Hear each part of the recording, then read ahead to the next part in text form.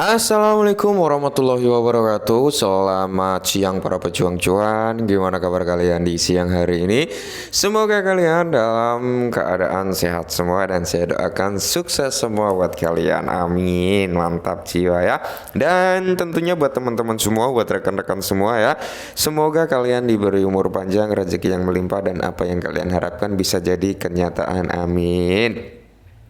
Dan tidak luput ya kawan-kawan, semoga saja tetap diberi harapan yang besar di dunia cryptocurrency seperti itu teman-teman ya. Dan intinya tetap secangkir kopi harus selalu ada buat menemani siang kali ini teman-teman melihat rekondisi daripada keadaan market cryptocurrency yang kalau kita lihat bersama teman-teman dalam 24 jam terakhir ini ya, Bitcoin ini mengalami kenaikan 5,60%. Wow ya, jadi ada recover yang cukup signifikan gitu untuk Bitcoin setelah down lumayan gitu ya kan. Nah, jadi kalau di sini kita lihat Ethereum juga mengalami kenaikan 4,7% ya dalam kurun waktu 24 jam. Cuman per video ini kayak Bitcoin, Ethereum sedang mengalami sedikit koreksi yaitu 0,40% untuk Bitcoin, 0,23% untuk Ethereum dan beberapa aset lainnya juga mengalami sedikit koreksi teman-teman. Tapi kemarin ya semalam hampir overall itu keadaan market berbalik arah. Cuman di sini kalau kita lihat kayak apa ya, yang seperti kita bahas kemarin, saya pertunjukkan kan volume yang berada di exchange itu kan kemarin meningkat drastis ya. Efek dari volume tersebut ya salah satunya dengan kenaikan harga-harga ini gitu teman-teman. Oke. Cuman di sini ada sedikit informasi yang mungkin membuat SEC ini kebakaran jenggot kali ya. Nah, di sini kalau kita lihat untuk chart daripada Bitcoin sendiri teman-teman, ini berada di area trading view ya. Ini kayak membentuk apa ya, bisa dikatakan falling wedge ya teman-teman, membentuk pattern falling wedge. Nah, biasanya kalau terbentuk pattern falling wedge kayak gini teman-teman, ada indikasi, ada kemungkinan Bitcoin ini bisa naik sampai mungkin level 30.000 sampai 35.000 ya. Semoga saja, atau terdekatnya di area 32 ribuan gitu teman-teman mungkin ya. Kalau terbentuk pattern falling wedge kayak gini teman-teman, ini dalam time frame harian ya. Kalau kita lihat dalam indikator lagi ya, grafiknya teman-teman, kalau kita lihat dari candlestick ya, nah seperti ini. Oke. Nah, di sini kalau kita lihat, kita turunkan ya teman-teman. Semalam itu saya prediksi ya, mungkin terendahnya nanti berada di area 25.200. Ternyata di dalam time frame harian ya, dia ketika nyentuh MA 200 dia langsung mantul ke atas. Sedikit lagi kan hampir di area 25.253 ya teman-teman. Cuman belum nyampe di sana sih dia sudah mantul lagi ke atas. Oke. Jadi kalau kita lihat dalam time frame yang lebih kecil yaitu time frame 4 jam teman-teman ya. Nah, kalau time frame 4 jam kan kita bisa lebih banyak gitu untuk mencoret-coretnya. Nah, sebenarnya trennya ya masih sama kayak yang di time frame besar gitu teman-teman. Cuman kalau di sini kita garis dari time frame kecil ceret gitu ya kan. Ini ada garis ini teman-teman. Dia sudah ngejebol di area sini. Mungkin dia next akan naik dulu sampai trendline atasnya ya. Atau ketika dia nyampe di trendline atas ini ya kan teman-teman, dia bisa mantul koreksi sedikit sampai area di sini ya.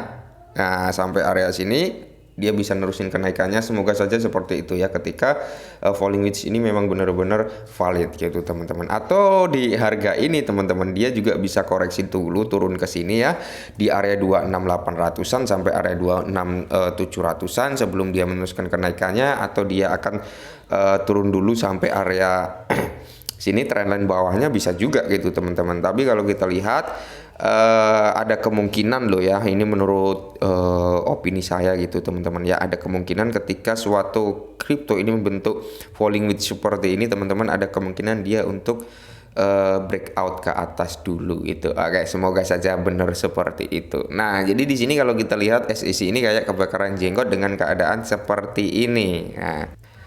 Nah, di sini dikutip dari The News Crypto ya teman-teman, di mana CEO Coinbase menentang SEC dengan mempertahankan industri kripto. Oke, jadi semalam juga sempat ya teman-teman ya, kemarin kan itu malam juga itu ya Binance dituntut sama SEC dan itu mengakibatkan apa, market dampara ya. Dampara cuman sore hari mulai terlihat sedikit recover, sedikit menguat dan malamnya SEC ini juga menyeret Coinbase gitu teman-teman. Cuman yang kita lihat ketika SEC ini nyeret Coinbase ternyata nggak ada efek apa-apa terhadap market gitu, nggak dam nggak apa ya kan. Nah mungkin karena di sini CEO-nya Coinbase juga menentang gitu dengan adanya seperti ini SEC gitu teman-teman ya, dengan seperti tuntutan-tuntutan seperti ini. Ingat ya, perlu kita ingat teman-teman, dukungan saat ini banjir dukungan terhadap Binance gitu ya. Jadi banyak sekali dari platform pertukaran, dari pemain cryptocurrency, dari influencer, pokoknya dari semua institusi-institusi yang pro dengan kripto gitu teman-teman, semuanya mendukung Binance untuk menentang SEC. Agar apa? Ya bisa membuktikan bahwasanya ini loh, kita aman bermain di kripto, saya sesuai jalurnya gitu ya, nggak ada masalah, nggak ada kendali gitu teman-teman. Oke, nah jadi kalau kita lihat bersama teman-teman, di mana Coinbase mendukung industri kripto, menentang keluhan SEC pengadilan. Oke ya, jadi semakin banyak penentang dari SEC. CEO Brian Armstrong bertujuan untuk memberikan kejelasan peraturan dengan melawan SEC dalam gugatan Coinbase yang penting. Nah, keluhan SEC terhadap Coinbase berkisar pada pengklarifikasian cryptocurrency sebagai sekuritas. Nah, yang dia dipermasalahannya adalah cryptocurrency sekuritas lagi ya teman-teman ya.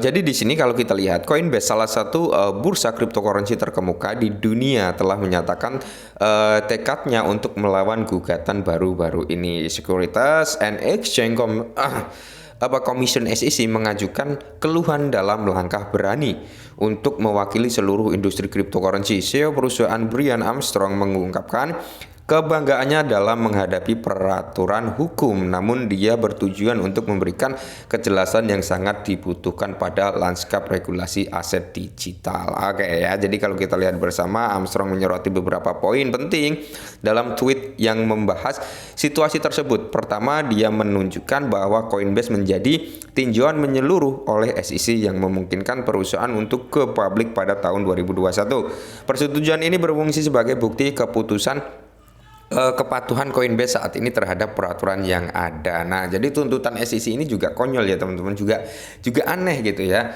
Menurut SEC, Coinbase ini tidak mematuhi peraturan, ya tidak memiliki perizinan. Tuntutannya kemarin kalau nggak salah saya baca seperti itu. Kalau salah mohon dikoreksi ya. Nah, cuman kalau kita lihat dari pernyataan di sini teman-teman, di mana perusahaan untuk go public pada tahun 2021, di mana Armstrong menyoroti beberapa poin penting dalam tweet yang membahas situasi tersebut. Pertama, dia mengajukan bahwa Coinbase menjadi tinjauan menyeluruh oleh SEC, yang dimana tinjauan tersebut membuat Coinbase ini go public pada tahun 2021.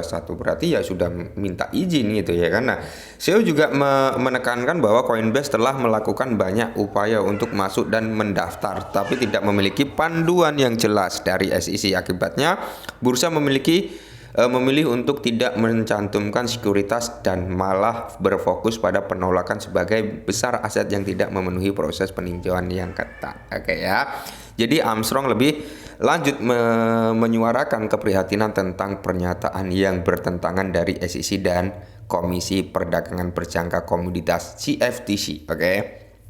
Dan di sini pun kalau kita lihat teman-teman ya, ini tuntutan terhadap Coinbase itu rame semalam, rame teman-teman ya, rame. Mungkin teman-teman semua ada yang kena liquid juga, wah karena ada bad news seperti ini. Kemarin Binance dituntut, saat ini selang sehari ya Coinbase juga dituntut. Nah, jadi tidak menutup kemungkinan teman-teman ini exchange besar yang dituntut ya, tapi kita tetap harus pantau, tetap harus hati-hati. Bisa juga Kraken nanti kena gitu, bisa saja ya. Kraken ini platform exchange pertukaran ketiga ya, kita pantau, semoga saja nggak semua pertukaran digitukan ya. Kalau semua pertukaran digitukan, ini aja sama Binance belum kelar, sama Coinbase belum kelar, SRP juga belum kelar, ini sudah kayak kebakaran jenggot gitu teman-teman ya. kayak kebakaran jenggot. Ya, inilah yang terjadi di dunia cryptocurrency ya. Keinginan SEC itu ya, keinginan SEC itu ya meminta sesuatu yang mungkin bertentangan dengan terciptanya kripto gitu teman-teman ya. Kripto tercipta itu untuk melawan fiat ya, untuk melawan ya seperti itulah, kalian tahu ceritanya sendiri ya. Mungkin SEC ini ingin apa ya, bisa diatur gitu ya, semuanya bisa diatur oleh SEC, oleh negara dan sebagainya gitu teman-teman. Oke, mungkin ini sedikit informasi tentang market kali ini teman-teman, semoga membantu. Salam cuan.